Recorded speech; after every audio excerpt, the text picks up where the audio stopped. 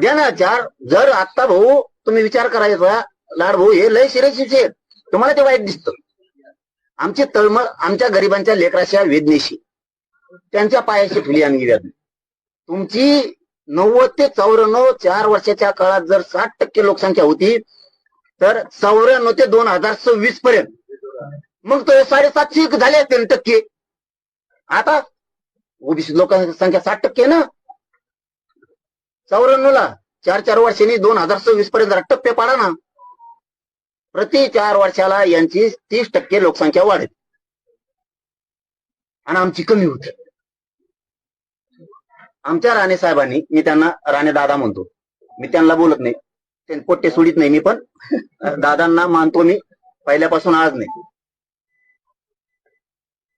त्यांनी आम्हाला 16% आरक्षण दिलं. म्हणजे झालं किती? 32% आमची लोकसंख्या, 34% आमची लोकसंख्या.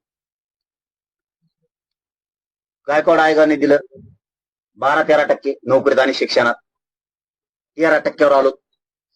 म्हणजे आमची 16 वरची लोकसंख्या 13वर आली. आता सुक्रिया समितीने दिलं आता 10% एसीबीसी, 20%वर आलो. आमचे पोर व्हायनात का काय? आम्हाला काय अडचण आहे बुवा? काय नेमका फॅक्टरी बंद पडल्या का आमच्या? तुमचे तर होत वाढायला लागले खपा खपा.